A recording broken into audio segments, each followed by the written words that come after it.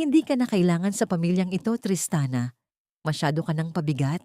At sa totoo lang, wala ka namang naibigay na dangal sa amin mula nang pumasok ka sa pintuang ito. Ang boses ni Tadeo ay kasing lamig ng hanging humahampas sa bintana ng kanilang mansyon sa Quezon City. Walang bakas ng pag-aalinlangan, walang kahit katiting na emosyon. Sa harap niya, sa ibabaw ng makintab na lamesang nara, ay nakalatag ang ilang pahina ng dokumento. Ang hatol sa 5 taon ng kaniyang pagsisilbi. Sa mga sandaling iyon, nanginginig ang mga kamay ni Tristana habang maingat niyang inilalapag ang isang mangkok ng mainit na sopas sa tapat ng kaniyang biyenang si Doña Trinidad. Ang singaw ng sabaw ay humahaplos sa kaniyang namumutlang mukha na kasalukuyang tinitiis ang matinding init ng lagnat na kanina pa sumusuntok sa kaniyang sentido. Ang kaniyang mga daliri ay may mga sariwang paltos, bunga ng maghapong paglalaba at paglilinis ng mansyon ng walang katulong dahil sa utos ni Doña Trinidad na kailangang matutong magtipid ang isang tulad niyang hamak naman na nahilang. Isang mapait na ngisi ang gumuhit sa labi ng matandang babae. Itinulak ni Doña Trinidad ang mangkok ng may pandidiri, dahilan upang tumapon ang mainit na likido sa ibabaw ng lamesa, malapit sa kaniyang mamahaling alahas. Hindi ko kailangan ng luto mo. Ang kailangan ko ay apo na lalaki, hindi ang batang babaeng katulad ni Tala na kasing hinamo rin. Ang asidong wika ng matanda. Nakapagpasya na si Tadeo, papasukin mo na siya, Teresina. Bumukas ang pinto at pumasok ang hipag ni Tristana na si Teresina. Kasunod ang isang babaeng mas bata, mas makinis at nakasuot ng damit na halatang mas mahal pa sa buong buhay ni Tristana. Si Trixia, ang sekretarya ni Tadeo na dati, ay nginingitian lang niya tuwing bumibisita ito para sa trabaho. Ngunit ngayon, ang paraan ng paghawak ni Trixia sa braso ni Tadeo ay nagpahiwatig ng isang katotohanang mas masakit pa sa anumang sampal. Ang kaniyang puso ay tila isang marupok na baso na dahan-dahang pinipiga hanggang sa magkapira-piraso. Hindi magawang iangat ni Tristana ang kaniyang paningin. Nakapako ang kaniyang mga mata sa mga dokumento ng diborsyo. Ang kaniyang lalamunan ay nanunuyo at ang bawat hininga ay parang paglunok ng mga bubog. Ang katahimikan sa loob ng silid ay tila isang malalim na hukay na unti-unting lumalamon sa kaniya. Naririnig niya ang marahas na tibok ng kaniyang sariling puso. Isang mabilis at desperadong ritmo na tila humihingi ng saklolo. Ang kaniyang mga tuhod ay nagsisimula ng manghina at ang bigat ng kaniyang katawan ay tila hindi na kayang dalhin ng kaniyang mga binti. Ang lahat ng kaniyang sakripisyo, ang pag-aalaga sa may sakit na biyenan, ang pagtalikod sa kaniyang pangarap na magkaroon ng sariling patahiyan, ang pagtitiis sa lahat ng pang-aalipusta, ay nauwi lamang sa pirasong ito ng papel. Inilabas ni Tadeo ang kaniyang mamahaling panulat at inabot ito kay Tristana. Ang kaniyang titig ay puno ng pagmamaliit, na tila ba ang asawang nasa harap niya ay isang basurang kailangang itapon bago pa man bumaho ang kaniyang reputasyon. Huwag mo nang pahabain pa ito, Tristana. Wala kang makukuha kahit isang sentimo. At tungkol kay Tala, maiiwan siya rito. Hindi mo kayang pakainin ng anak ko sa pamamagitan lang ng karayom at sinulid mo. Mariing dagdag ni Tadeo. Ang pangalan ng kaniyang anak ay tila isang kuryenteng gumising sa namamanhid na diwa ni Tristana. Doon lamang siya naglakas loob na tumingin sa asawa. Sa kaniyang mga mata ay sumalamin ng isang mundo ng pagtataksil. Paano nagagawang bigkasin ng lalaking ito ang gayong kalupitan pagkatapos ng lahat ng gabi na ipinagpuyatan niya ito noong may sakit, pagkatapos ng lahat ng pag-ibig na ibinuhos niya sa kanilang tahanan? Tadeo, siya ang buhay ko. Huwag mo namang gawin ito sa akin. Ang pabulong na pagsusumamo ni Tristana. Ang boses ay basag at halos hindi marinig sa ilalim ng bigat ng kaniyang hinagpis. Ngunit walang awa sa mga mata ni Tadeo. Ang tanging nakikita niya ay ang kaniyang sariling kaginhawaan at ang udyok ng kaniyang ina. Ang kaniyang katahimikan ay ang huling pako sa krus na pasanpasan ni Tristana. Sa gitna ng kaniyang pagkawasak, isang katanungan ng pilit na umaalingaw-ngaw sa kaniyang isipan. Isang tanong na tila sumusugat sa kaniyang kaluluwa. Saan ba nagkamali ang isang pusong ang tanging alam lang ay magmahal at magsilbi? Bakit ang katapatan ay pinaparusahan ng ganitong kalupitan? Nakatayo si Tristana, mag-isa sa gitna ng silid na dati niyang tinuring na tahanan, habang ang anino ng kanyang nakaraan ay unti-unting nilalamon ng isang madilim at hindi tiyak na kinabukasan. Ang kaniyang mundo ay nagdilim, hindi dahil sa kawalan ng ilaw, kundi dahil sa pagpanaw ng huling kislap ng pag-asa sa kaniyang puso. Nanay, nanay, huwag mo akong iwan. Ang boses ni Tala ay tila isang matalim na balaraw na humihiwa sa bawat patak ng ulan ng gabing iyon. Habang mabilis na lumalayo ang itim na sasakyan ni Tadeo, ang kaniyang mga munting kamay na nakadikit sa salamin ng bintana ay ang huling imaheng tumatak sa isipan ni Tristana. Sinubukan niyang tumakbo. Binaliwala ang hapdi ng kaniyang lalamunan at ang bigat ng kaniyang basang-basang bestido. Bawat hakbang niya sa madulas na kalsada ay isang pakikipagbuno sa tadhana, ngunit ang kaniyang mga paa ay tila gawa sa tingga na unti-unting lumulubog sa putikan. Nada pa siya. Ang kaniyang mga palad ay nagasgas sa magaspang na aspalto, ngunit wala siyang naramdamang hapdi, kundi ang tindi ng pangungulila. Pinanood niyang maglaho ang pulang ilaw ng sasakyan sa kanto, hanggang sa tanging ang dilim at ang hagulgol ng langit na lamang ang natira sa kanya. Sa gitna ng kalsada, habang ang ulan ay tila nakikiramay sa kaniyang pag-iisa, dahan-dahang kinapa ni Tristana ang bulsa ng kanyang lumang cardigan. Doon, naramdaman niya ang isang maliit na tela, ang kulay rosas na jacket ni Tala na hindi natapos labhan kanina. Inilapit niya ito sa kaniyang mukha at huminga ng malalim. Amoy gatas pa rin ito.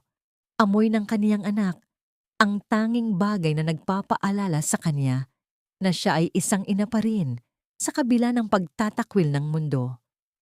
Ang bawat hibla ng tela ay tila may dalang init na pansamantalang nagpakalma sa kaniyang nanginginig na katawan. Isang mapait na alaala ang biglang sumagi sa kaniyang gunita. 5 taon na ang nakalilipas, sa ilalim ng isang marangyang arko ng mga bulaklak, hinawakan ni Tadeo ang kaniyang kamay at nangakong hindi siya pababayaan hanggang sa huling hininga. Ang mga salitang iyon ay tila mga tuyong dahon na ngayon ay tinatangay ng hangin, walang saysay at puno ng panlilinlang. Ang pangakong habang buhay ay naging hanggang sa may pakinabang. Naglakad si Tristana ng walang patutunguhan. Ang kaniyang mga mata ay malabo, hindi lamang dahil sa ulan, kundi dahil sa walang humpay na pag-agos ng luha. Nakarating siya sa isang bahagi ng lungsod na puno ng mga lumang establishmento. Doon, sa ilalim ng isang kupas na karatula ng isang abandonadong patahian, humanap siya ng masisilungan. Ang amoy ng alikabok at lumang tela ay tila bumuhay sa kaniyang namamatay na diwa. Dito siya nagsimula, sa paghawak ng karayom at sinulid, bago siya naging isang bilanggo sa gintong hawla ng mga Valmoria. Tristana, ikaw ba yan, iha? Isang boses na puno ng pagtataka ang bumasag sa kaniyang pagmumuni-muni. Iniangat niya ang kaniyang ulo at nakita ang isang matandang babae na may hawak na lampara. Si Aling Rosa, ang kaniyang dating kapitbahay at naging guro sa pananahi na matagal na niyang hindi nakikita dahil sa pagbabawal ni Doña Trinidad na makipag-ugnayan siya sa mga duha pang tao mula sa kaniyang nakaraan. Ang kaniyang mga mata ay nanlaki sa gulat habang tinitingnan ang hitsura ng dating magandang dalaga na ngayon ay parang isang basang sisiw. Agad siyang pinatuloy ng matanda sa kaniyang maliit na tahanan sa itaas ng patahian. Habang pinatutuyo ni Tristana ang kaniyang sarili, napansin niya ang isang lumang litrato Sa ibabaw ng hapag ni Aling Rosa, isang babaeng may suot na katulad ng kaniyang Matday Chuyenbak ngok. Ngunit ang mukha nito ay tila pamilyar na hindi niya maipaliwanag.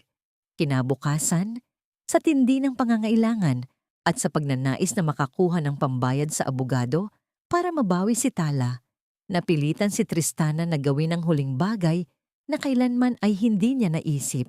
Inilabas niya ang kaniyang Matday Chuyenbak ngok mula sa kaniyang leeg. Ito ang huling alaala ng kaniyang ina, ang tanging kayamanan na itinago niya kahit sa pinakamahirap na sandali sa loob ng mansyon. Kailangang mabawi ko si Tala, Aling Rosa. Kahit anong mangyari, ang pabulong niyang wika habang ang kaniyang mga daliri ay marahang humahaplos sa malamig na bato ng alahas. Naglalakad siya patungo sa pinakamalapit na agensiya. Ang kaniyang mga hakbang ay puno ng bigat.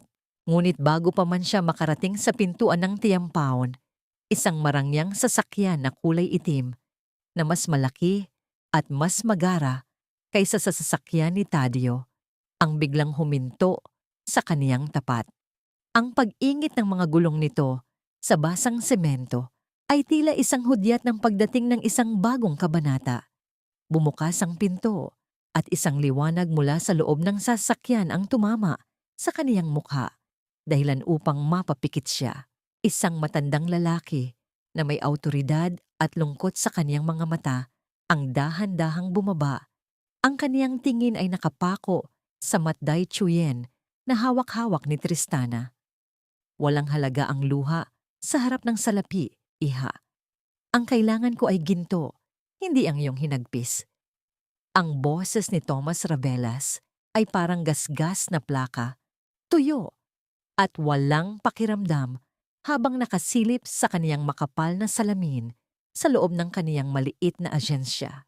Sa kabila ng rehas na bakal, nakatayo si Tristana, nanginginig ang mga kamay habang dahan-dahang inilalapag ang puting Matday Chuyen sa ibabaw ng pelos na itim.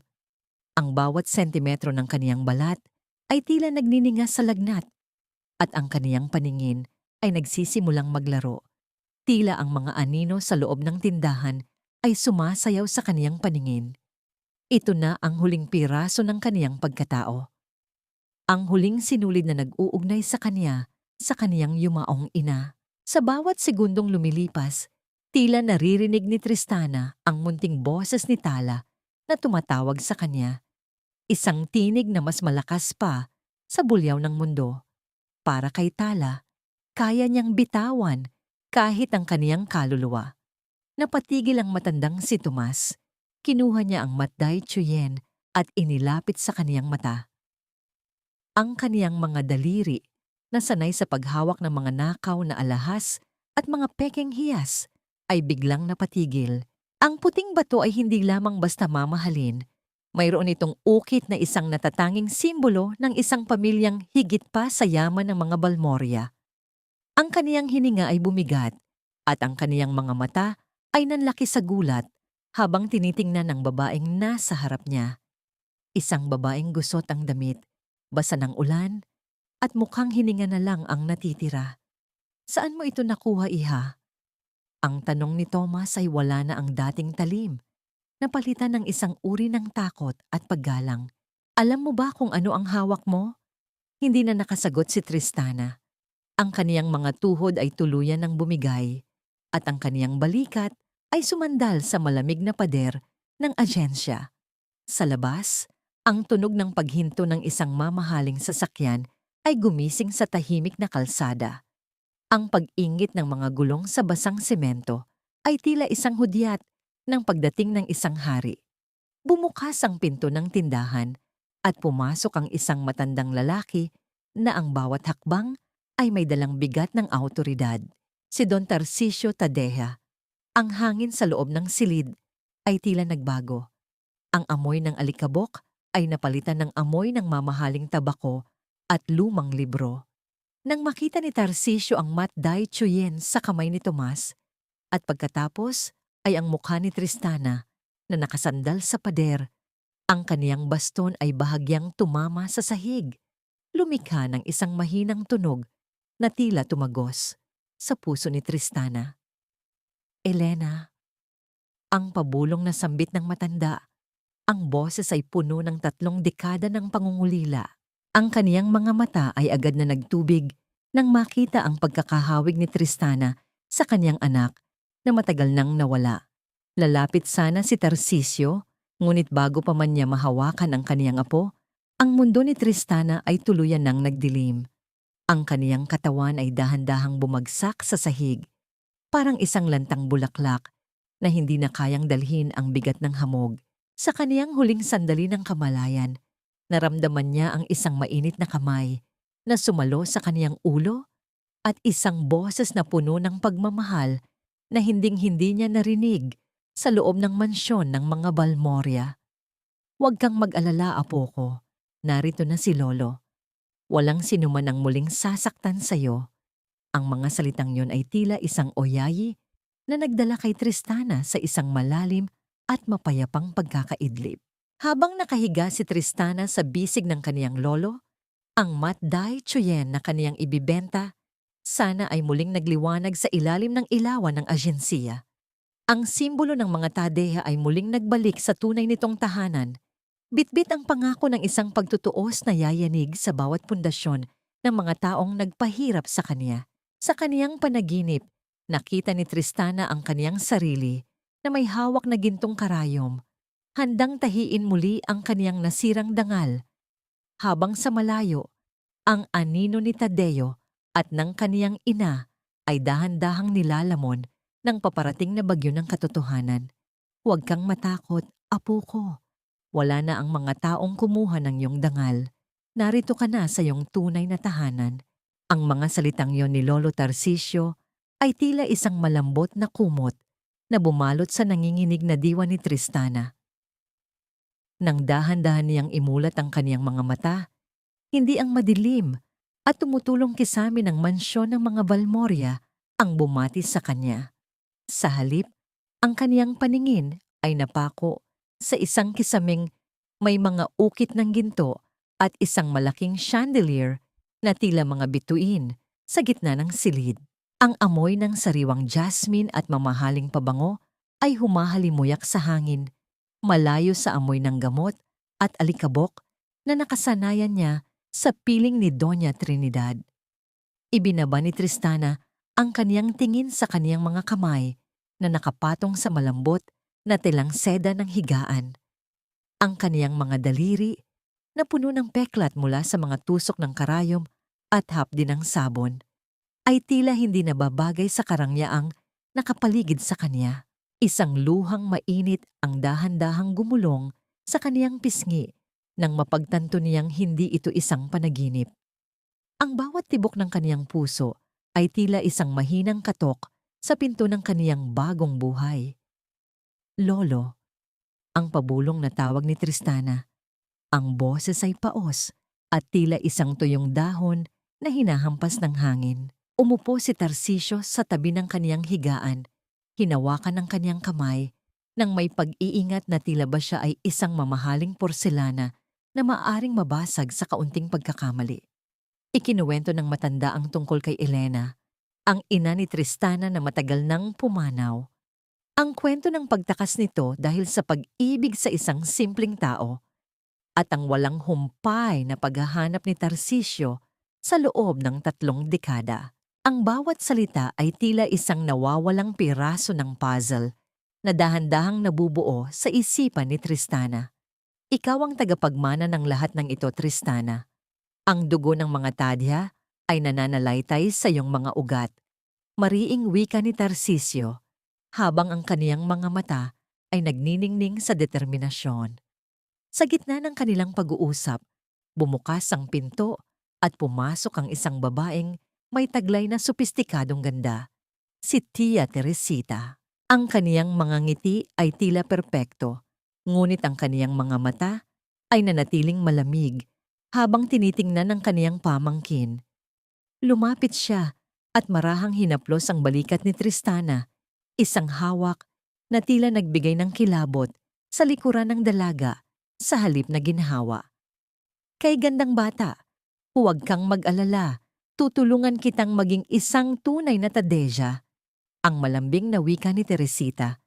Ngunit sa kaniyang isipan ay tila may ibang himig na naglalaro. Tumayo si Tristana at dahan-dahang lumakad patungo sa malaking salamin sa dulo ng silid. Doon, nakita niya ang isang babaeng hindi niya na makilala.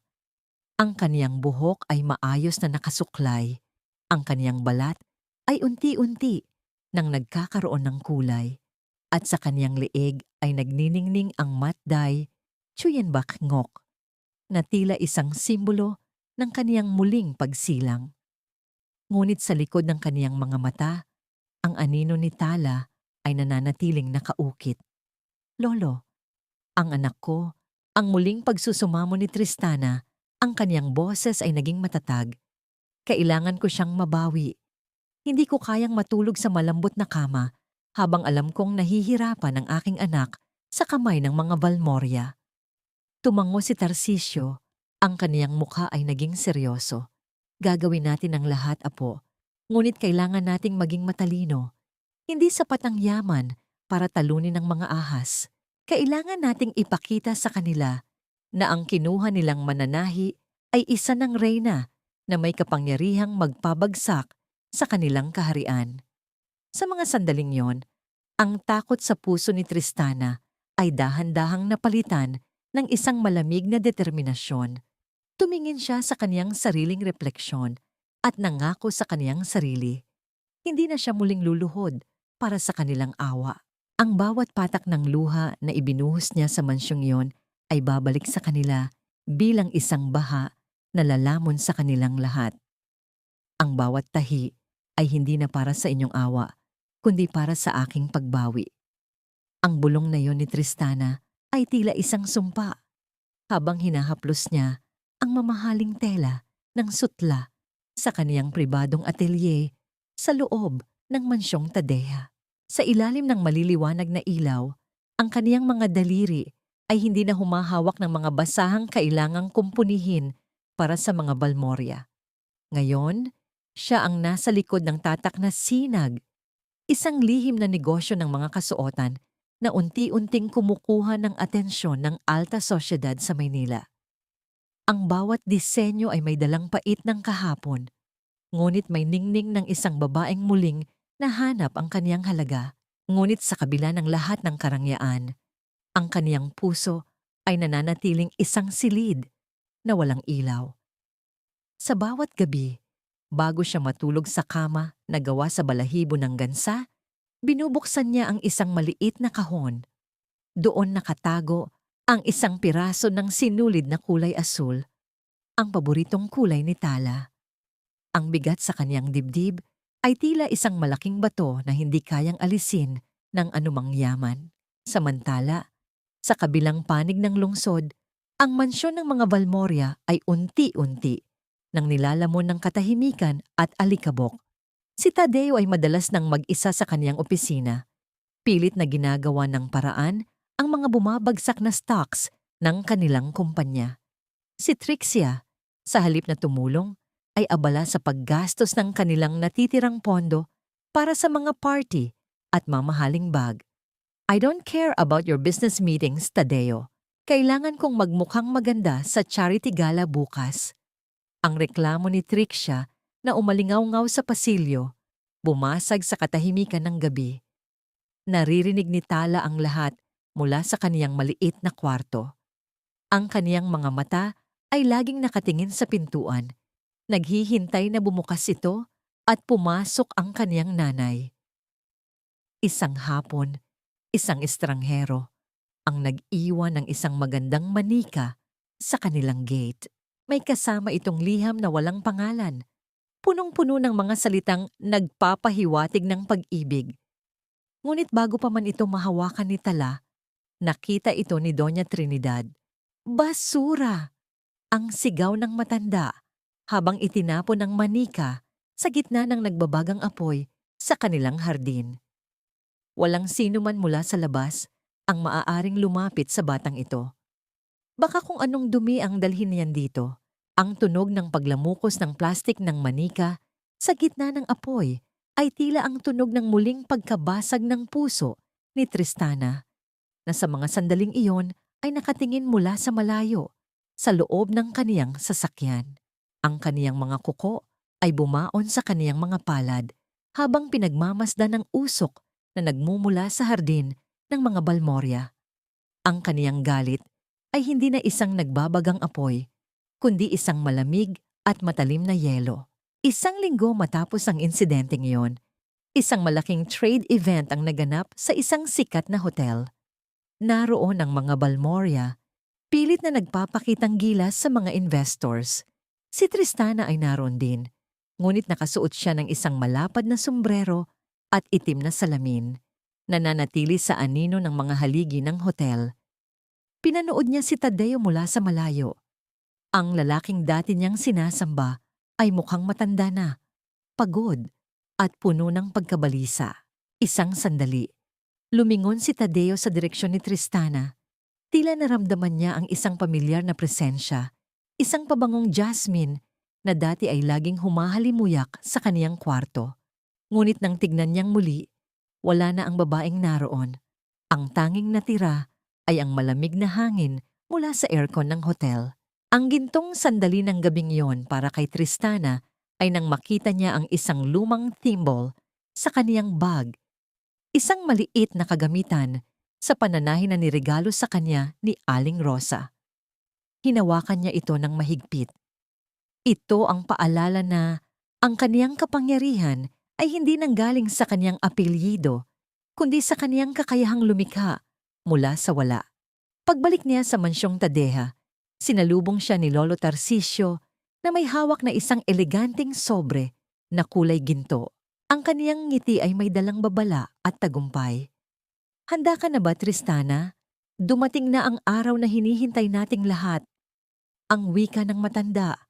Ang kaniyang boses ay tila isang malakas na tambol sa gitna ng katahimikan.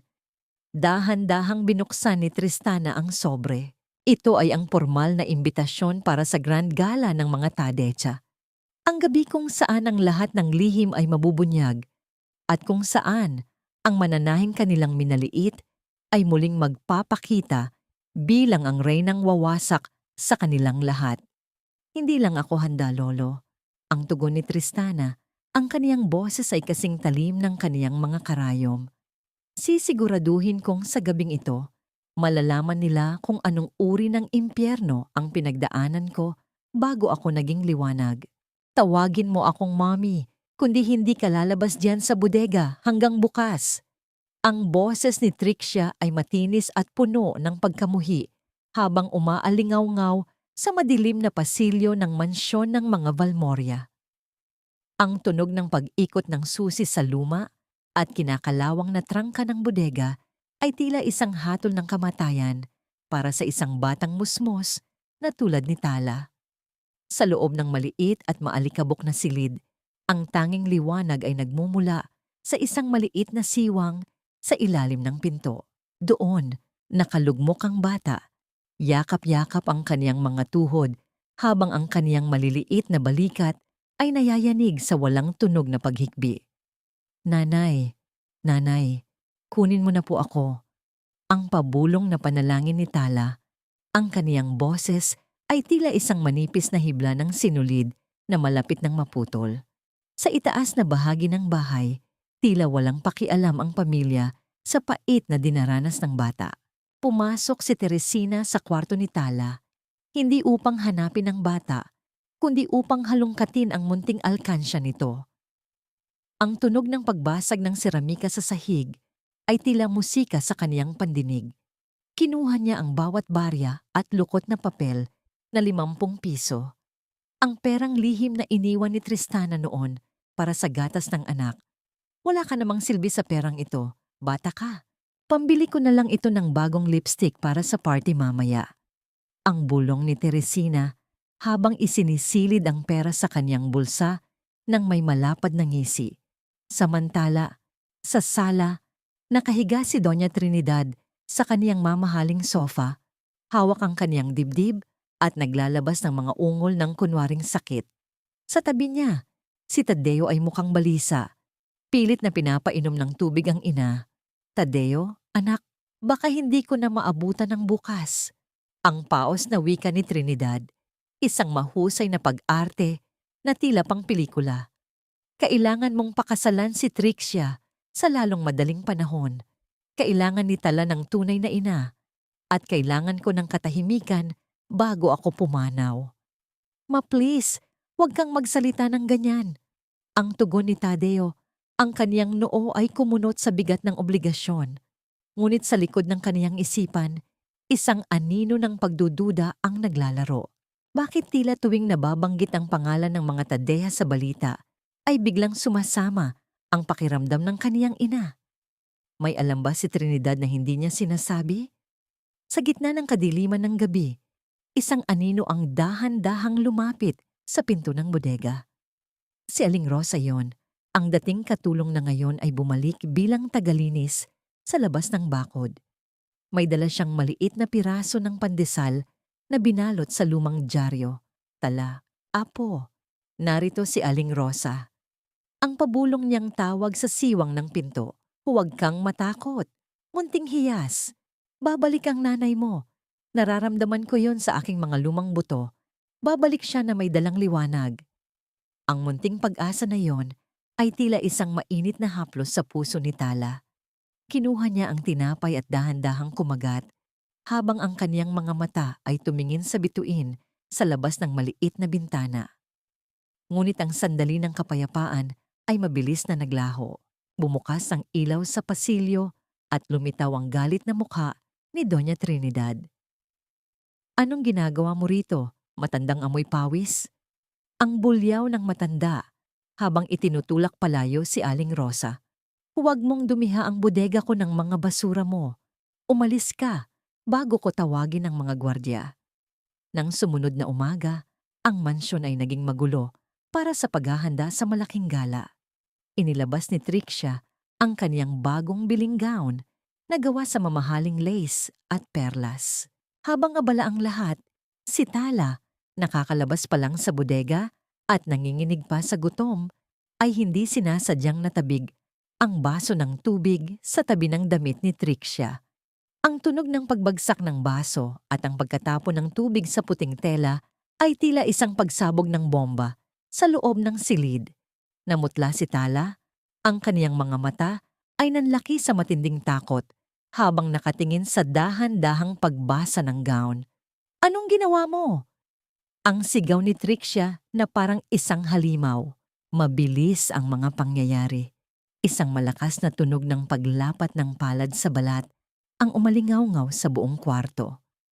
Ang lakas ng impact ay naging sanhi upang tumalsik ang maliit na katawan ni Tala sa sulok ng dingding.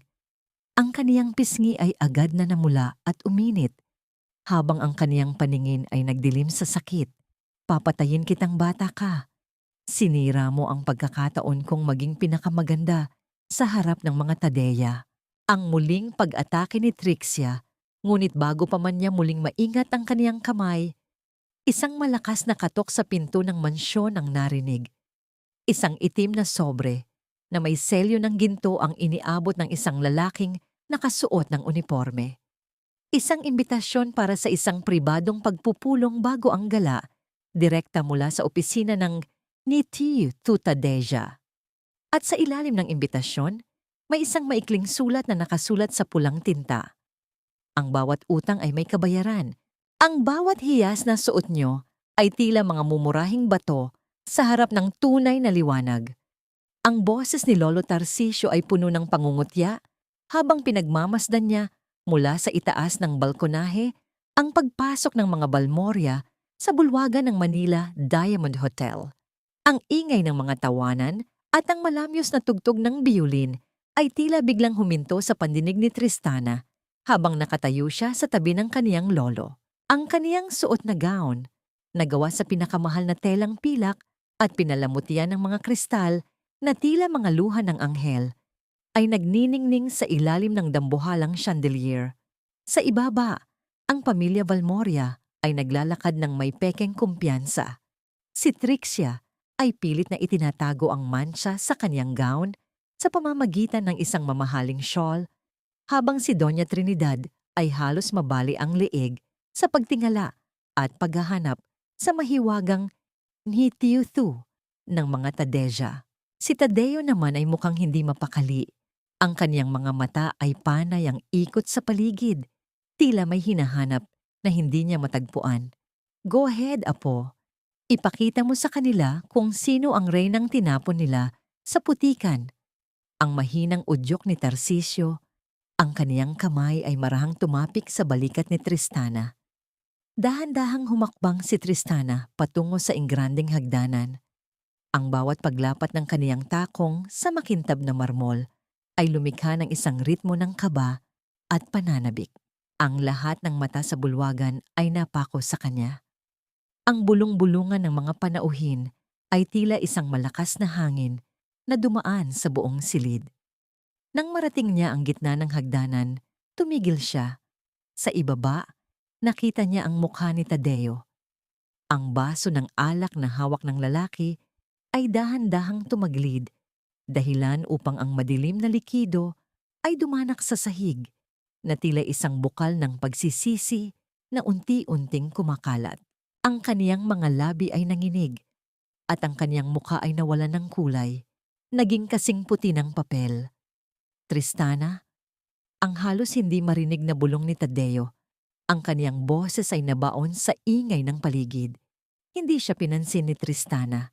Ipinagpatuloy niya ang pagbaba ng may taas noong dangal. Nang makarating siya sa paanan ng hagdanan, hinarap niya ang kaniyang dating biyenan. Si Doña Trinidad ay nakanganga. Ang kaniyang mga kamay na may suot na mga alahas na dati ay ipinagmamayabang niya kay Tristana ay nanginginig na ngayon sa takot. Good evening, Doña Trinidad. Kamusta na po ang inyong sakit? Ang malamig na bati ni Tristana, ang kaniyang boses ay may halong pait at tamis ng tagumpay. Mukhang masigla na po kayo para sa isang taong malapit na raw mamatay. Ikaw, paanong naging ikaw? Ang nauutal na tanong ni Trinidad. Ang kaniyang boses ay tila isang tuyong sanga na malapit ng mabali. Lumapit si Tristana ng mas malapit, sapat na upang maamoy ni Trinidad ang kaniyang mamahaling pabango na amoy jasmine. Ang paboritong amoy ni Elena, ang kaniyang ina. Ang kaniyang mga mata ay tumitig ng diretso sa mga mata ng matanda, isang titig na tila sumusugat sa kaniyang kaluluwa. Ang mananahing itinaboy niyo ay muling nagbalik, hindi para magmakaawa, kundi para bawiin ang lahat ng kinuha niyo sa kanya. Ang mahinang wika ni Tristana. Ngunit bawat salita ay tila isang malakas na sampal sa pisngi ng mga Valmoria. Sumingit si Trixia, pilit na nagpapakatapang sa kabila ng kaniyang panginginig. You're just an impostor. Tadeo, gawin mo ang isang bagay. Paalisin mo ang babaeng ito. Ngunit si Tadeo ay nanatiling estatwa. Ang kaniyang paningin ay nakatali sa kaniyang dating asawa. Ang babaeng dati ay nakasuot ng duster at amoy pawis, na ngayon ay tila isang diyosa na hindi na niya maaabot. Ang hiya o matinding kahihiyan ay nagsimulang lumamon sa kaniyang buong pagkatao habang ang mga tao sa paligid ay nagsisimulang magbulungan at ituro sila. Tumalikod si Tristana at naglakad patungo sa balkonahe. Ang kaniyang mga hakbang ay puno ng kapangyarihan. Ramdam niya ang mga mata ni Tadeo na nakasunod sa kanya. Nang makarating siya sa labas, sa ilalim ng malamig na hangin ng gabi, naramdaman niya ang isang presensya sa kaniyang likuran. Tristana, mag-usap tayo. Ang sigaw ni Tadeo, ang boses ay puno ng desperasyon habang hinahabol niya ang kaniyang dating asawa. Hinarap siya ni Tristana. Ang kaniyang mukha ay tila isang pader ng yelo sa ilalim ng liwanag ng buwan. Ang kaniyang puso ay bumibilis ang pintig, hindi dahil sa pag-ibig, kundi dahil sa galit na matagal nang kinulong. Wala na tayong dapat pag-usapan, Tadeo. Ang tanging maririnig mo na lang mula sa akin ay ang tunog ng pagbagsak ng inyong pangalan. Ang huling wika ni Tristana bago niya naramdaman ang marahas na paghawak ni Tadeo sa kaniyang braso. Bitiwan mo ako, Mr. Balmoria. Hindi tayo magkakilala para hawakan mo ako ng ganyan sa harap ng maraming tao. Ang boses ni Tristana ay kasing talim ng labaha. Bawat salita ay may dalang yelo na tila nagpapatigil sa daloy ng dugo ni Tadeo. Dahan-dahang inalis ni Tristana ang kaniyang braso mula sa pagkakahawak ng lalaki. Na tila ba ang balat nito ay may dalang nakamamatay na sakit. Ang kaniyang mga mata, na dati ay puno ng pagsamba tuwing titingin kay Tadeo, ay blangko na ngayon. Isang malalim na balon ng kawalan na walang puwang para sa awa. Napaatras si Tadeo, ang kaniyang mga kamay ay nanginginig sa kaniyang gilid. Ang kaniyang lalamunan ay tila punong-puno ng tuyong buhangin. Tristana, huwag kang magbiro ng ganyan. Ako ito, ang asawa mo. Paanong naging Tadeha ka? Bakit hindi mo sinabi sa akin? Isang mapait na tawa ang kumawala sa mga labi ni Tristana. Isang tunog na mas masakit pa sa anumang iyak. Asawa? Ang huling natatandaan ko, itinapon mo ako sa gitna ng ulan na parang isang basahan. At tungkol sa aking apelyido, hindi mo kailangang malaman ang mga bagay na hindi mo naman kayang pahalagahan. Sa loob ng bulwagan, nakita ni Tristana si Trixia na nakamasid sa kanila mula sa likod ng kurtina. Ang mukha nito ay namumula sa matinding selos at galit. Alam ni Tristana na ito na ang simula ng kaniyang pag-atake. Hindi niya kailangang dumanak ang dugo. Kailangan lang niyang hayaan ang mga ahas na tuklawin ang isa't isa. Kinabukasan, sa pamamagitan ng kaniyang tauhan, nagpadala si Tristana ng isang lihim na alok sa opisina ng mga Balmoria. Isang investment mula sa isang dummy company na nagngangalang Liab Holdings. Alam niyang baon sa utang ang kumpanya ni Tadeo dahil sa luho ni Trixia at sa maling pamamahala ni Doña Trinidad. Ang alok na ito ang magiging pay na lulunukin nila ng buong buo. Habang nangyayari ito, lihim na nakipagkita si Tristana sa mga minor shareholders ng kumpanya ng mga Balmoria sa isang liblib na tea house sa Binondo. Ang mga taong ito ay matagal nang sinusupil ni Tia Teresita na may sarili ring interes sa negosyo ni Tadeo. Ibibigay ko sa inyo ang hustisyang ipinagkait nila kung tatayo kayo sa panig ko. Ang seryosong wika ni Tristana habang inilalatag ang mga dokumento ng korupsyon na nakalap ng kaniyang lolo. Ang kaniyang mga mata ay nagniningning sa determinasyon.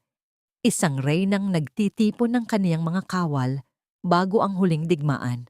Sa kabilang dako, hindi na mapakali si Trixia. Ang kaniyang kawalan ng tiwala kay Tadeo ay lumalalim habang nakikita niyang tila nawawala sa sarili ang lalaki mula nang makita muli si Tristana. Sa gitna ng kanilang pagtatalo sa loob ng kotse, isang mensahe ang natanggap ni Trixia sa kaniyang telepono.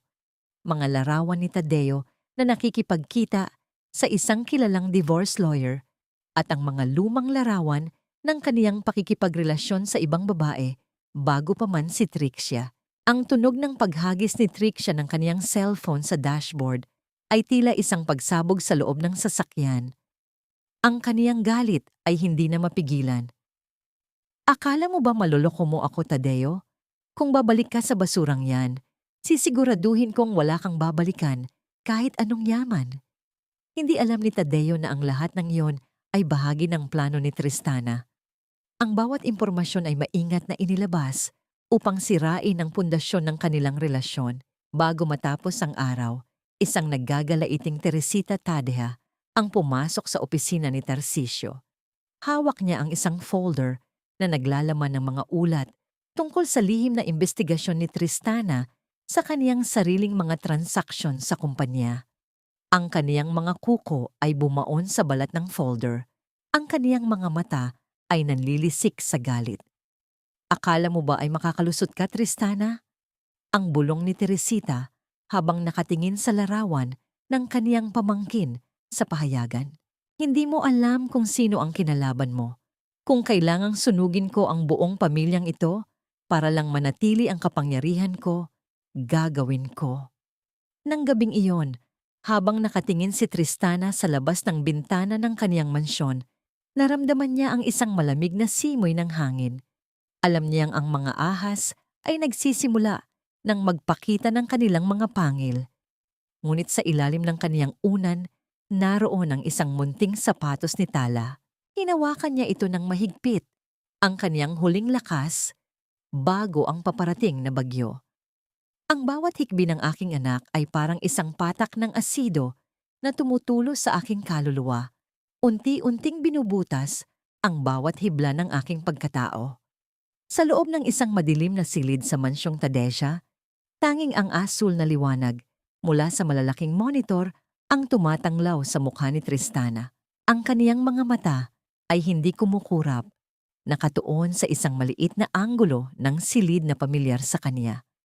Ang kwarto ni Tala. Sa kaniyang tabi, nakatayo si Aling Rosa.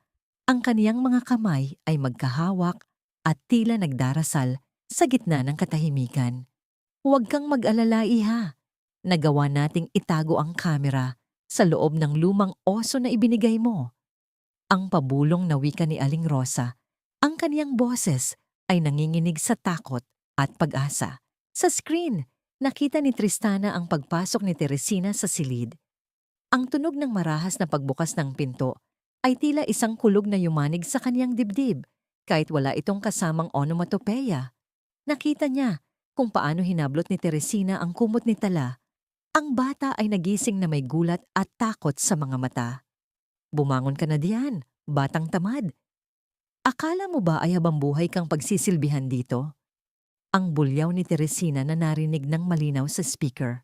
Ibigay mo sa akin ang natitirang alahas na itinago ng nanay mo bago siya lumayas. Nang tumanggi si Tala at niyakap ang lumang oso, nakita ni Tristana ang kaniyang hipag na itinaasang kamay. Ang kaniyang puso ay tila tumigil sa pagtibok. Ang bawat segundo ng pag-aantay sa paglapat ng kamay ni Teresina sa balat ng kaniyang anak ay tila isang kawalang hanggan ng pagdurusa. Ngunit sa halip na sampal, marahas na kinaladkad ni Teresina ang bata patungo sa sulok. Isinusumpa ang bawat dumi na iniwan daw ni Tristana sa kanilang pamilya. Hayop kayo. Ang pabulong na sumpa ni Tristana. Ang kaniyang mga kuko ay bumaon sa kaniyang palad hanggang sa dumanak ang kaunting dugo. Ang kaniyang galit ay hindi na lamang isang apoy. Ito ay isang malalim at madilim na karagatan na handang lalamon sa sinumang humarang sa kanya. Habang nangyayari ito sa itaas, sa sala ng mga Balmoria, nakaupo si Tadeo sa kanyang paboritong silya, hawak ang isang baso ng alak. Ang kaniyang pandinig ay nakuha ng isang usapan sa kusina. Ang boses ni Trixia ay hindi na ang malambing na himig na ginagamit nito sa harap niya. Kailangan nating maubos ang natitirang pera ni Tadeo bago pa siya tuluyang mabaliw sa Tristana na yan. Ang tawa ni Trixia na tila isang matalas na tinik. Kapag nakuha ko na ang titulo ng bahay na ito, itatapon ko ang matandang Trinidad sa home for the aged at ang batang yan sa ampunan. Hindi ako papayag na maging yaya ng anak ng isang mananahi habang buhay. Ang baso sa kamay ni Tadeo ay bahagyang nanginig. Ang tunog ng pagtama ng yelo sa kristal ay tila isang babala. Ang katotohanan ay dahan-dahang gumagapang sa kaniyang isipan. Masakit at mapait. Ang babaeng pinagpalit niya sa kaniyang asawa ay isang linta na sumisip-sip sa kaniyang huling lakas. Isang malalim na buntong hininga ang kumawala sa kaniyang dibdib. Isang buntong hininga ng isang lalaking na pagtanto ang kaniyang matinding pagkakamali sa gitna ng kaniyang pagkawasak. Bumalik ang pansin ni Tristana sa monitor. Ang kaniyang gintong sandali ng gabing iyon ay nang makita niyang yakap ni Tala ang lumang oso at bumubulong sa tenga nito. Nanay, alam ko pong nakikinig kayo. Amoy jasmine po itong oso. Amoy niyo po. Hindi po ako matatakot. Basta huwag niyo po akong iiwan sa panaginip ko. Ang munting tinig ni Tala ay tila isang anghel na umawit sa gitna ng impyerno. Napaiyak si Tristana, ngunit ang kaniyang mga luha ay mabilis na natuyo dahil sa isang pangyayari. Sa monitor, pumasok si Trixia sa kwarto ni Tala. Ang kaniyang mga mata ay naniningkad sa suspisya. Napansin ng babae ang kakaibang kislap sa mga mata ng lumang oso. Dahan-dahang lumapit si Trixia. Ang kaniyang mga hakbang ay tila isang predator na nakatuklas ng biktima. Inabot niya ang oso at itinaas ito sa tapat ng ilaw. Ang kaniyang mukha ay napuno ng gulat at pagkatapos ay isang nakakatakot na ngisi. Isang kamera? Ang pabulong na wika ni Trixia. Ang kaniyang boses ay puno ng panganib. So nanonood ka pala, Tristana? Gusto mo bang makita kung paano ko wawasakin ang huling alaala mo? Kinuha ni Trixia ang isang gunting sa ibabaw ng mesa at itinutok ito sa leeg ng oso. Habang nakatingin ng diretso sa lens, tila ba nakatingin siya ng direkta sa mga mata ni Tristana. Panoorin mo ito ng mabuti. Ang huling banta ni Trixia bago niya marahas na itinusok ang gunting sa laruan, kasabay ng pagputol ng signal sa monitor ni Tristana. Ang screen ay naging itim at ang katahimikan sa silid ni Tristana ay naging kasing bigat ng isang libingan. Akala mo ba ay madali mo kaming matatalo, Tristana? Ngayon, ikaw naman ang mawawalan ng lahat, kabilang na ang iyong kalayaan. Ang boses ni Tia Teresita ay kasing talim ng kidlat na gumuhit sa madilim na langit ng gabing iyon. Habang nakatayo siya sa engrandeng sala ng mansyong Tadeya, ang kaniyang mga labi ay may bakas ng isang mapanuring ng ngiti. Sa kaniyang likuran, dalawang lalaking nakauniporme ng pulis ang dahan-dahang lumalapit. Ang tunog ng kanilang mabibigat na sapatos sa makintab na sahig ay tila isang martsa ng kamatayan para sa kapayapaang tinatamasa ni Tristana. Sa mga sandaling iyon, hawak ni Tristana ang isang kulay rosas na laso para sa buhok ni Tala. Katatapos nang niyang ihanda ang silid na kaniyang ipinagawa para sa kaniyang anak. Isang silid na puno ng liwanag, mga laruan at amoy ng jasmine. Ang pag-aakalang bukas ay mayayakap na niya ang kaniyang munting hiyas ay tila isang panaginip na biglang binura ng malupit na realidad. Ang laso sa kaniyang kamay ay dahan-dahang nalukot habang ang kaniyang mga daliri ay nanginginig sa matinding gulat. Kidnapping? Anong ibig ninyong sabihin? Ang pabulong na tanong ni Tristana. Ang kaniyang boses ay tila isang tuyong dahon na hinahampas ng malakas na hangin. May report kaming natanggap mula kay Mr. Tadeo Balmoria. Ang paliwanag ng opisyal, ang kaniyang boses ay baritono at walang bahid ng emosyon. May mga testigo at ebidensyang nagpapatunay na lihim mong kinuha ang bata sa kanilang pamamahay nang walang pahintulot. At narito rin ang reklamo ni Miss Teresita Tadeya tungkol sa pagnanakaw ng mga dokumento ng kumpanya. Ang kaniyang puso ay tila isang marupok na baso na muling pinukpok ng maso. Ang bawat tibok nito ay tila isang pagsabog sa loob ng kaniyang dibdib, isang marahas na ritmo na nagpapahirap sa kaniyang paghinga. Ang kaniyang lalamunan ay nanuyo, at ang kaniyang mga binti ay tila naging malambot na kandila na unti-unting natutunaw sa ilalim ng bigat ng kaniyang sariling katawan. Ang malamig na bakal ng posas na idinikit sa kaniyang mga pulso ay nagdulot ng isang matinding kilabot na tila kuryenteng gumapang sa kaniyang buong pagkatao. Sa isang sulok, nakita ni Tristana ang kaniyang assistant na si Paulo, ang taong pinagkatiwalaan niya sa lahat ng kaniyang plano.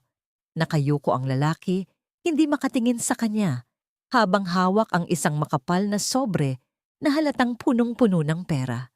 Ang pagtataksil na yon ay mas masakit pa sa anumang sampal na natanggap niya mula sa mga Balmoria. Lolo! Lolo Tarcisio! Ang sigaw ni Tristana, ngunit ang kanyang lolo ay kasalukuyang nasa isang emergency meeting sa labas ng bansa, isang pagkakataong sadyang pinili ni Teresita upang isagawa ang kaniyang maitim na balak. Dinala si Tristana sa presinto. Ang bawat hakbang niya sa loob ng malamig at madilim na pasilyo ay tila isang pagbaba sa kailaliman ng impyerno. Sa loob ng interrogation room, ang tanging tunog na naririnig niya ay ang mahinang pag-ikot ng lumang bentilador sa kisame. na tila isang orasan na bumibilang sa huling sandali ng kaniyang dangal. Pumasok si Tadeo sa silid. Ang kaniyang mukha ay puno ng pagkabalisa at pag-aalinlangan, ngunit sa likuran niya ay nakatayo ang isang naggagalaiting Trixia. Ang bawat salitang lumalabas sa bibig ni Trixia ay puno ng lason. Pilit na binabaluktot ang katotohanan hanggang sa ito ay maging isang matulis na sibat na tumatarak sa puso ni Tristana. Hayop ka, Tristana. Akala mo ba ay makukuha mo ang anak ko ng ganoon kadali? Ang bulyaw ni Trixia, ang kaniyang boses ay puno ng mapait na tagumpay. Ngunit ang pinakamatinding dagok ay dumating ng ilapag ni Teresita ang isang lumang dokumento sa mesa. Isang dokumentong may mantsa ng panahon at amoy ng lumang cabinet. Isang ulat na nagsasabing ang ina ni Tristana na si Elena ay hindi lamang tumakas dahil sa pag-ibig, kundi dahil sa isang krimen na ibinintang sa kanya 30 taon na ang nakalilipas. Tulad ng iyong ina, ikaw ay isang kriminal din, Tristana. Ang bulong ni Teresita, ang kaniyang boses ay puno ng katusuhan. Ang dugo ng isang magnanakaw ay hindi kailanman magiging dugo ng isang tunay na Tadea. Ang kaniyang mundo ay tuluyan ng gumuho. Nakaupo si Tristana, mag-isa sa ilalim ng malamlam na ilaw, habang ang anino ng kaniyang nakaraan at ang kasinungalingan ng kasalukuyan ay unti-unting lumalamon sa kaniya. Isang katanungan ang pilit na umaalingaw-ngaw sa kaniyang isipan. Isang tanong na tila sumusugat sa kaniyang kaluluwa sa bawat segundong lumilipas. Hanggang saan ba ang kayang sunugin ng isang lihim na matagal nang ibinaon sa limot? At may liwanag pa bang matitira para sa isang pusong pilit na pinapatay ng sariling kadugo? Huwag ka nang umasa, Tala. Ang nanay mong kriminal ay nabubulok na sa rehas at doon na siya mamamatay. Ang boses ni Trixia ay tila isang latigo na humahampas sa katahimikan ng gabi sa loob ng isang lumang bodega sa labas ng lungsod. Habang isinisigaw ito, ang kaniyang mga mata ay nanlilisik sa galit. Pilit na binabasag ang huling kislap ng pag-asa sa mga mata ng bata. Ngunit sa kabila ng malupit na salitang iyon, ang munting kamay ni Tala ay mahigpit na nakakapit sa isang maliit na butones na tinahi ni Tristana sa kaniyang bestido noong huling gabi nilang magkasama. Isang simpleng butones, ngunit para sa bata, ito ang kaniyang anting-anting, ang tanging sinulid na nag-uugnay sa kaniya sa init ng yakap ng kaniyang ina sa gitna ng malamig at maalikabok na silid. Sa kabilang dako, sa loob ng malamig na rihas ng presinto, ang puso ni Tristana ay tila isang ibon na pilit na kumakawala sa kaniyang dibdib. Ang bawat tibok nito ay may dalang hapdi, isang marahas na paalala ng kaniyang kawalan ng kapangyarihan. Ang kaniyang lalamunan ay nanunuyo at ang kaniyang mga luha ay natuyo na sa kaniyang mga pisngi. Iniwan ang mga tuyong marka ng kaniyang hinagpis. Ang katahimikan ng selda ay tila isang malaking bigat na dumadagan sa kaniyang balikat, hanggang sa marinig niya ang tunog ng pagpihit ng susi sa bakal na pinto. Bumukas ang pinto at lumitaw ang anyo ni Lolo Tarcisio. Kasunod ang isang hukbo ng mga abogado. Ang kaniyang mukha ay puno ng puot para sa mga taong nagtangka sa kaniyang apo, ngunit ang kaniyang mga mata ay lumambot nang makita si Tristana. Narito na ako, apo. Tapos na ang kanilang laro, ang mariing wika ng matanda. Napatunayan na ang lahat ng dokumento ni Teresita ay huwad. Ang kaniyang kataksilan ang magiging sarili niyang kulungan. Hindi na nag-aksaya ng panahon si Tristana sa tulong ng impormasyong nakuha ng mga tamto ng kaniyang lolo. Nalaman nila ang kinalalagyan ni Trixia at Teresina. Mabilis ang bawat sandali. Ang kaniyang mga paa ay tila lumilipad sa bilis habang patungo sila sa lumang bodega sa Marikina. Ang kaniyang isipan ay puno ng imahe ni Tala, ang kaniyang munting anghel na kasalukuyang nasa kamay ng mga halimaw. Nang marating nila ang bodega, ang unang bumati sa kanya ay ang anyo ni Doña Trinidad. na nakatayo sa labas habang nanginginig sa takot. Nang makita ang kaniyang dating biyenan, tumigil si Tristana. Ang kaniyang galit ay hindi na isang pagsabog, kundi isang malamig na kapangyarihan. "Nasaan ang anak ko, Doña Trinidad?" Ang tanong ni Tristana. Ang boses ay kasing lamig ng kamatayan. "Ito na ang huling pagkakataon mong gawin ang tama bago tuluyang gumuho ang mundong kinalalagyan mo." Ngunit bago pa makasagot ang matanda, isang amoy ng sunog na kahoy at kemikal ang humalo sa hangin. Ang liwanag ng kulay kahil na apoy ay nagsimulang sumilip mula sa mga bintana ng bodega. Ang tunog ng paglamukos ng apoy sa mga tuyong materyales sa loob ay tila isang babala mula sa impyerno. "Tala! Tala!" Ang sigaw ni Tristana na binaliwala ang bawat babala ng kaniyang mga gwardya. Mula sa malayo, dumating ang sasakyan ni Tadeo. Pagbaba pa lamang niya, nakita niya ang naglalagablab na gusali. Ang kaniyang mukha ay napuno ng matinding pagsisisi nang marinig niya ang munting boses ni Tala na sumisigaw mula sa loob. Sa unang pagkakataon sa kaniyang buhay, ang duwag na si Tadeo ay kumilos nang may paninindigan. Bago pa man siya mapigilan ni Tristana, tumakbo ang lalaki patungo sa nagbabagang pinto. Nilalamon ng makapal na usok at naglalagablab na init. Nakatayo si Tristana sa gitna ng kalsada. Ang kaniyang mga kamay ay nakatakip sa kaniyang bibig habang pinapanood ang apoy na tila isang dambuhalang naglalaro sa buhay ng kaniyang pinakamamahal. Ang kaniyang puso ay tumitibok sa isang ritmo ng matinding takot at panalangin. Sino ang lalabas mula sa nagbabagang impyerno? Ang kaniyang anak ba o ang anino lamang ng kaniyang mga pagkakamali? Ang katanungang ito ay tila isang matalim na karayom na tumatarak sa kaniyang isipan habang ang init ng apoy ay humahalik sa kaniyang balat. Isang saksi sa pinakamalaking pagsubok ng kaniyang muling pagsilang.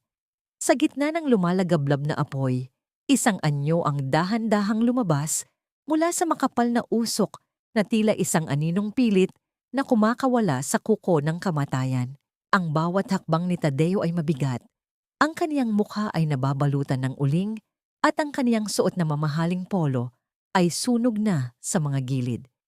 Ngunit sa kaniyang mga bisig, mahigpit niyang yakap ang isang maliit na katawan na nakabalot sa isang basang kumot. Ang tunog ng pagbagsak ng mga nagbabagang poste ng bodega ay tila isang huling babala mula sa impyernong kaniyang nilisan. Nang makita ni Tristana ang kaniyang asawa na dala ang kaniyang anak, ang kaniyang mga tuhod ay tuluyan ng bumigay sa gitna ng kalsada. Ang kaniyang hininga ay naging mabilis at putol-putol, habang ang kaniyang mga kamay ay nakaabot patungo sa kanila. Inilapag ni Tadeo si Tala sa mga bisig ni Tristana. Ang kaniyang sariling mga kamay ay nanginginig at may mga bakas ng paso mula sa paghawi sa mga nagniningas na kahoy. "Tristana, iligtas mo siya. Patawarin mo ako." Ang pabulong na wika ni Tadeo bago siya napaluhod at humawak sa kaniyang dibdib. Pilit na kumukuha ng hangin sa gitna ng kaniyang panghihina. Niyakap ni Tristana si Tala ng napakahigpit. Ang amoy ng usok sa buhok ng bata ay humahalo sa amoy ng kaniyang sariling mga luha. Ang init ng katawan ng kaniyang anak ay ang pinakamagandang regalong natanggap niya sa buong buhay niya. Dahan-dahang idinilat ni Tala ang kaniyang mga mata. Ang kaniyang paningin ay malabo pa dahil sa usok, ngunit nang makita niya ang mukha ng kaniyang ina, isang mahinang ngiti ang gumuhit sa kaniyang mga labi. "Nanay, gising na ba ako? O panaginip lang ito ulit?" Ang munting tinig ni Tala na tila isang anghel na umawit sa gitna ng guho. Ang mga salitang iyon ay tila isang libong karayom na tumusok sa puso ni Tristana. Isang gintong sandali na nagpabura sa lahat ng sakit ng nakaraan. "Gising ka na, anak. Narito na si nanay. Hindi ka na muling matutulog sa dilim." Ang tugon ni Tristana, ang kaniyang boses ay puno ng pangako at pag-ibig habang hinahalikan ang noo ng anak. Habang nagaganap ang emosyonal na tagpong ito, ang tunog ng papalapit na mga sirena ng pulis ay bumasag sa katahimikan ng gabi. Mula sa likuran ng nagbabagang bodega, pilit na tumatakas sina Trixia at Teresina. Ang kanilang mga mukha ay puno ng uling at takot. Ngunit bago pa man sila makarating sa kalsada, hinarang sila ng mga awtoridad. Ang malamig na bakal ng posas ay dahan-dahang kumapit sa kanilang mga pulso, isang tunog ng pagtatapos para sa kanilang mga maitim na balak. Hindi niyo ako pwedeng kulungin, wala kayong ebidensya. Ang sigaw ni Trixia, ngunit ang kaniyang boses ay tila isang hungkag na tunog sa harap ng katotohanan. Ang bawat bulyaw niya ay tila isang desperadong pagkapit sa kapangyarihang wala na sa kanya. Sa mansyon naman ng mga Balmoria, nakaupo si Doña Trinidad sa kaniyang paboritong silya habang pinapanood ang pagdating ng mga opisyal ng bangko. Ang bawat piraso ng kasangkapan na kaniyang ipinagmamalaki ay nilalagyan na ng selyo. Ang kumpanya ng mga Balmoria ay tuluyan ng gumuho matapos bawiin ng lahat ng investors sa pangunguna ni Tristana ang kanilang mga pondo. Sa tindi ng shock at sa pagbagsak ng kaniyang marangyang mundo, ang mukha ni Trinidad ay biglang nanginig at ang kaniyang pananalita ay naging mabulol. Ang kaniyang katawan ay dahan-dahang tumagilid, isang biktima ng kaniyang sariling kasakiman at ng matinding presyo ng kaniyang konsensya. Nakaligtas si Tala at ang mga Balmoria ay nasa ilalim na ng kapangyarihan ng batas at ng tadhana. Ngunit sa gitna ng tagumpay na ito, isang anino pa ang nananatiling malaya. Sa loob ng isang madilim na kwarto sa isang hotel malapit sa paliparan, mabilis na isinisilid ni Teresita Tadia ang mga bundle ng pera at mga alahas sa kaniyang bag. Ang kaniyang mga mata ay panayang sulyap sa pinto. Ang kaniyang hininga ay mabilis at puno ng takot. Alam niyang sa bawat segundong lumilipas, ang distansya niya sa katarungan ay lumiliit. Hindi niyo ako mahuhuli, Tarcisio. Hindi ako papayag na mabulok sa kulungan tulad ng mga Balmoria na yan. Ang bulong ni Teresita sa sarili habang isinasara ang kaniyang maleta. Dahan-dahan niyang kinuha ang kaniyang pasaporte, ngunit bago pa man siya makalabas ng pinto, isang sobrang kulay itim ang nakita niyang nakasolid seat sa ilalim ng pinto.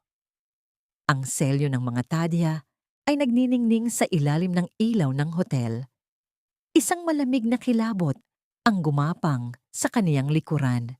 Sino ang nakakaalam kung nasaan siya at ano ang nakasulat sa loob ng sobrang yon na tila isang huling hatol? Akala mo ba ay sapat na ang dugong nananalaytay sa iyong mga ugat para pamunuan ang kumpanyang ito? Isang hamak na mananahi ka lang na galing sa putikan. Tristana. Ang boses ni Teresita ay nanginginig sa matinding galit habang umaalingaw-ngaw sa loob ng marangyang boardroom ng Top Joan Tadea. Ang kaniyang mga kamay ay nakadikit sa ibabaw ng mahabang lamesang gawa sa mahogany. Ang kaniyang mga kuko ay tila ba gustong ibaon sa kahoy dahil sa tindi ng kaba. Sa paligid ng lamesa, ang mga board members ay nananatiling tahimik. Ang kanilang mga mata ay palipat-lipat sa magtiyahin. Tila ba nag-aantay kung sino ang unang kukurap sa gitna ng tensyon. Dahan-dahang tumayo si Tristana mula sa kaniyang upuan sa dulo ng lamesa.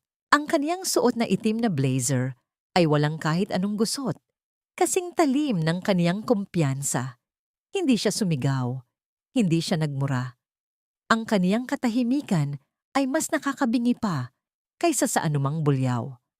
Ang tanging tunog na naririnig sa silid ay ang marahang paghinga ng bawat taong naroon at ang mahinang pag-ikot ng aircon na tila ba isang orasan ng pagtutuos. You're overstaying your welcome, Tia. Ang pabulong na wika ni Tristana sa wikang Taglish, ang boses ay kasing lamig ng yelong hindi natutunaw. Hindi lang dugo ang dala ko rito, dala ko rin ang katotohanan. Inilapag ni Tristana ang itim na sobre sa gitna ng lamesa. Ang tunog ng paglapat ng papel sa kahoy ay tila isang hatol na nagpatahimik sa buong gusali. Sa loob niyon ay ang mga dokumentong nagpapatunay na si Teresita ang nagtanim ng ebidensya laban kay Elena, ang ina ni Tristana. 30 taon na ang nakalilipas upang mapalayas ito sa pamilya at makuha ang kaniyang bahagi sa mana. Nang dahan-dahang basahin ng mga board members ang mga kasulatan, ang mukha ni Teresita ay nawalan ng kulay. Naging kasing puti ng pader na nasa kaniyang likuran. Ang kaniyang mga labi ay nanginginig, pilit na humahanap ng mga salitang magliligtas sa kanya, ngunit ang bawat hininga niya ay tila nananakit sa kaniyang lalamunan. "This is impossible. You're lying!" Ang sigaw ni Teresita. Ngunit bago pa man niya matapos ang kaniyang sasabihin, ang pinto ng boardroom ay dahan-dahang bumukas. 2 lalaki na nakauniporme ang pumasok, ang tunog ng kanilang mabibigat na sapatos sa makintab na sahig ay tila isang huling martsa para kay Teresita. Ang malamig na bakal ng posas ay kumintab sa ilalim ng ilaw ng opisina.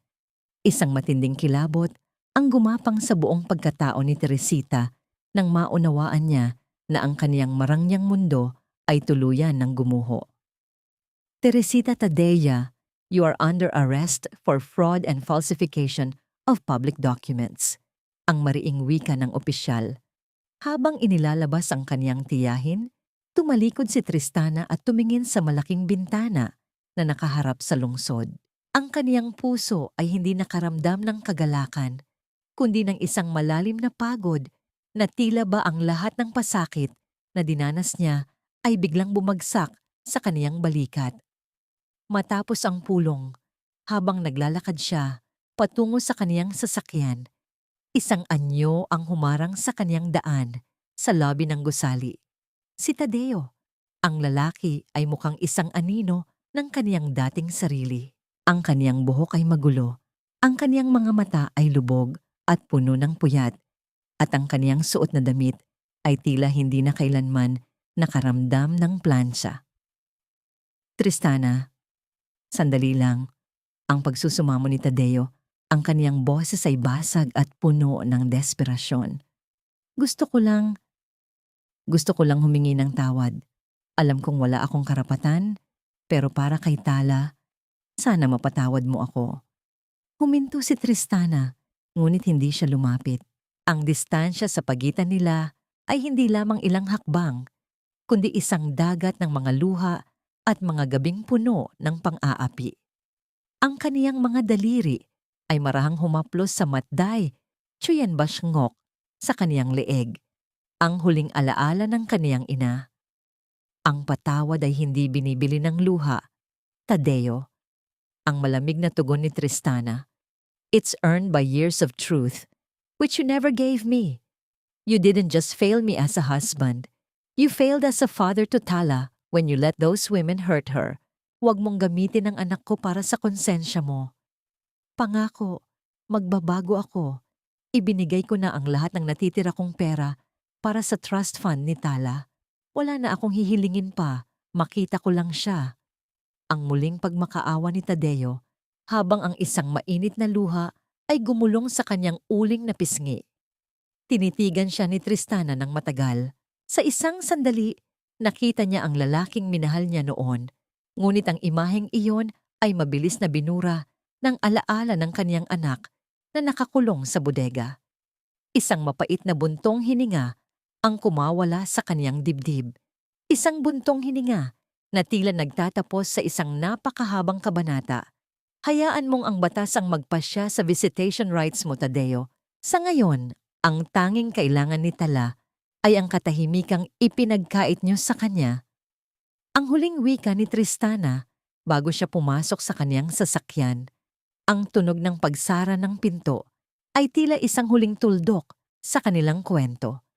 Habang umaandar ang sasakyan palayo, nakita ni Tristana sa side mirror ang anyo ni Tadeo na nakatayo lang sa gitna ng semento, mag-isa at talunan. Sa kaniyang kandungan, naramdaman niya ang isang sulat mula sa kaniyang lolo. Ang selyo niyon ay may kakaibang kulay, isang testamentong magbubukas ng huling lihim tungkol sa kaniyang tunay na pinagmulan at ang huling kahilingan ng kaniyang namayapang ina. Ang bawat tahi ng aking karayom ay hindi na isang tanikala ng pagdurusa, kundi isang awit ng kalayaan na dahan-dahang bumubuo sa punit-punit nating bukas. Ang bulong na yon ni Tristana ay tila isang panalangin habang pinagmamasdan niya ang sikat ng araw na marahang humahalik sa mga bintana ng kaniyang bagong atelier sa mansyong Tadeya. Ang amoy ng sariwang jasmine mula sa hardin ay humahalimuyak sa hangin, kasabay ng malamyos na huni ng mga ibon na tila ba nagdiriwang sa pagdating ng isang mapayapang umaga. Wala na ang amoy ng luma at maalikabok na bodega, wala na ang lamig ng selda. Ang tanging narito ay ang init ng pag-asa. Sa gitna ng silid, nakatayo ang isang maliit na manikin na suot ang isang puting bestido. Ito ay gawa sa pinakamahal na telang seda. Pinalamutyan ng mga burda ng maliliit na bulaklak na tila ba tunay na namumukadkad. Ito ang obra maestrang tinapos ni Tristana para sa isang espesyal na okasyon. Hindi ito para sa isang mayamang kliyente, kundi para sa kanyang munting hiyas. Isang hapon, nagtipon ang maraming tao sa harap ng isang bagong gusali sa Quezon City. Ang karatula sa itaas ay nagniningning. Aling Rosa Foundation, isang kanlungan para sa mga ina. Ang tunog ng paggunting sa ribbon ay tila isang hudyat ng bagong simula. Kasama ni Tristana si Aling Rosa, na maluha-luha sa tuwa habang nakikita ang mga makinang panahi na nakahilera para sa mga kababaihang nagnanais na muling bumangon mula sa bulyaw ng tadhana. Salamat, Tristana. Hindi ko akalain na ang isang matandang tulad ko ay magkakaroon ng ganitong karangalan. Ang pabulong na wika ni Aling Rosa habang hinahawakan ang kamay ni Tristana. Kayo ang nagturo sa akin na ang bawat butas ay pwedeng sulsihan, Aling Rosa. Kayo ang nagligtas sa akin noong wala akong matakbuhan. Ang tugon ni Tristana, ang kaniyang boses ay puno ng utang na loob. Matapos ang seremonya, dinala ni Tristana si Tala sa sementeryo kung saan nakahimlay ang kaniyang ina, si Elena. Ang katahimikan ng paligid ay tila isang yakap mula sa kabilang buhay. Inilapag ni Tristana ang isang pumpon ng puting rosas sa ibabaw ng marmol. Nanay, narito na po kami. Maayos na po ang lahat. Nabawi ko na po ang dangal na kinuha nila sa inyo.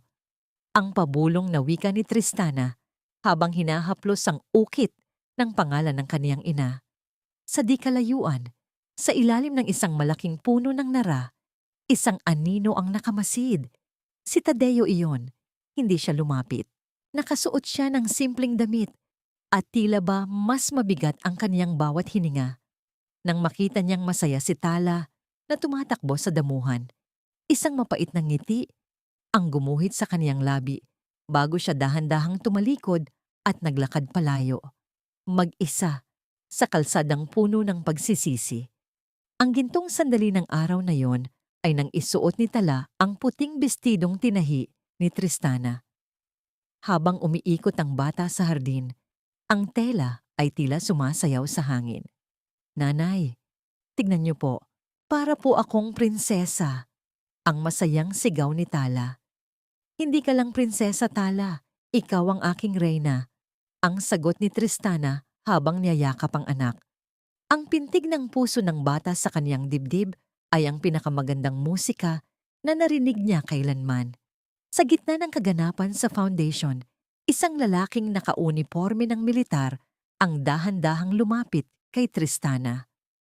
May dala itong isang liham na may selyo ng gobyerno at isang maliit na kahon ng mga tsokolate para kay Tala. Ang kaniyang mga mata ay may taglay na respeto at isang uri ng pagkamausisa na tila ba matagal na niyang kilala, ang Ni Tiu Thu. Magandang hapon, Miss Tadeya. Ako si Captain Gabriel. Pinapadala ako ng inyong lolo para sa inyong seguridad. Ngunit nais ko ring personal na batiin kayo sa inyong proyekto. Ang wika ng lalaki. Ang kaniyang boses ay baritono at may kakaibang timpla ng kabaitan. Nagpalitan sila ng tingin at sa isang saglit, ang malamig na pader sa puso ni Tristana ay bahagyang nayanig. Hindi niya alam kung sino ang lalaking ito. Ngunit mayroon itong dalang pakiramdam ng kaligtasan na hindi niya naramdaman kay Tadeo. Tumingin si Tristana sa malawak na asol na langit. Ang bawat ulap ay tila dahan-dahang humahawi para sa sikat ng araw. Ang kaniyang mukha ay nagliwanag, isang nagniningning na ngiti na hindi na kailanman mabubura ng anumang anino ng kahapon. "Salamat, Captain," ang tanging sagot ni Tristana, habang ang kaniyang paningin ay nananatiling nakatitig sa abot tanaw. Sino nga ba ang lalaking ito na biglang sumulpot sa kaniyang bagong buhay at anong papel ang gagampanan nito sa kaniyang hinaharap? Ang katanungang ito ay tila isang sinulid na nakalawit, naghihintay na muling habi sa susunod na kabanata ng kaniyang muling pagsilang. Ang bawat pilat na iniwan ng kahapon ay hindi na isang tanda ng kahihiyan, kundi isang mapa ng aking tagumpay na dahan-dahang nagtuturo sa akin patungo sa tunay na liwanag. Ang boses ni Tristana ay kasing hinhin ng ihip ng hangin sa dapit hapon habang nakaupo siya sa balkonahe ng kaniyang bagong gawang paaralan ng pananahi. Ang tunog ng pag-ikot ng mga makina mula sa ibaba ay tila isang maayos na kanta na nagbibigay ng buhay sa katahimikan ng paligid. Ang kaniyang mga daliri, na dati ay puno ng sugat at paltos, ay dahan-dahang humahaplos sa isang piraso ng telang ginto. Ang huling disenyo na kaniyang tinatapos para sa kaniyang sariling koleksyon. Sa kaniyang harapan, nakita niya si Tala na masayang nakikipaglaro sa anak ng isa sa mga guro ng foundation. Ang tawa ng kaniyang anak ay tila isang malinis na tubig na dahan-dahang humuhugas sa lahat ng natitirang pait sa kaniyang puso. Wala na ang takot sa mga mata ni Tala, wala na ang panginginig sa tuwing maririnig ang marahas na yabag ng sapatos. Ang tanging narito ay ang kislap ng isang batang natagpuan ang kaniyang tunay na tahanan. Napangiti si Tristana nang maalala ang balita kaninang umaga. Si Teresina at Trixia ay tuluyan ng nahatulan ng mahabang taon sa kulungan. Ang tunog ng pagbagsak ng martilyo ng hukom ay tila isang huling tuldok sa kanilang malupit na kabanata. Si Doña Trinidad naman ay nananatiling nasa isang pasilidad para sa mga may sakit, hindi na muling makapagsalita at tanging ang mga anino ng kaniyang nakaraan ang kaniyang nakakausap. Ang katarungan ay hindi lamang dumating, ito ay nanatili. "Nanay, tignan niyo po ang iginuhit ko." Ang masayang sigaw ni Tala habang tumatakbo patungo sa kanya. Ipinakita ng bata ang isang larawan ng tatlong tao, si Tristana, si Tala, at isang matandang lalaking may baston, si Lolo Tarcisio. Sa isang sulok, may isang maliit na anyo ng isang lalaking nakauniporme, si Captain Gabriel, na tila ba binabantayan silang lahat mula sa malayo. "Napakaganda, anak. Napakaganda ng iyong mundo." Ang pabulong na wika ni Tristana habang hinahalikan ng tuktok ng ulo ng kaniyang anak. Isang malalim na buntong hininga ang kumawala sa kaniyang dibdib. Hindi niya masasabing ganap na niyang nakalimutan ang sakit, ngunit natutunan na niya itong gawing lakas. Ang patawad para kay Tadeo ay hindi isang biglaang pangyayari, kundi isang mahabang proseso na dahan-dahang nagbibigay sa kanya ng kapayapaan. Hindi na siya umaasa sa pag-ibig ng iba para mabuo ang kaniyang sarili. Sapat na ang pag-ibig na kaniyang ibinibigay sa kaniyang anak at sa kaniyang sariling sining. Tumingin si Tristana sa papalubog na araw. Ang langit ay napuno ng kulay ube, kahel at ginto. Isang makulay na pagtatapos para sa isang napakahabang araw. Ang kaniyang buhay ay tila isang malaking tela na dinaluyan ng iba't ibang kulay ng sinulid. May mga itim na sinulid ng pagtataksil, mga pulang sinulid ng galit, ngunit ang nangingibabaw ay ang mga gintong sinulid ng pag-asa at muling pagsilang. Ang kaniyang matday Chuyanbach ngok ay nagniningning sa huling sikat ng araw. Tila ba bumubulong ng isang huling mensahe? Ang bawat sugat ay hihilom, ang bawat luha ay matutuyo, at sa bawat dilim ng kahapon, laging may liwanag na naghihintay para sa mga pusong marunong lumaban. Tapos na ang Bagyo Tala. Ngayon, tayo naman ang magiging bahaghari sa buhay ng iba. Ang huling wika ni Tristana habang pinagmamasdan ang dahan-dahang pagpikit ng araw sa abot tanaw. Sa huling sandali ng katahimikan, naramdaman ni Tristana ang isang malamig na simoy ng hangin na tila ba isang banayad na haplos mula sa kaniyang ina. Isang tanda na ang kaniyang misyon ay ganap na at ang kaniyang kwento ay hindi lamang isang alaala, kundi isang inspirasyong mananatiling nakatatak sa bawat pusong nagnanais na muling magsimula.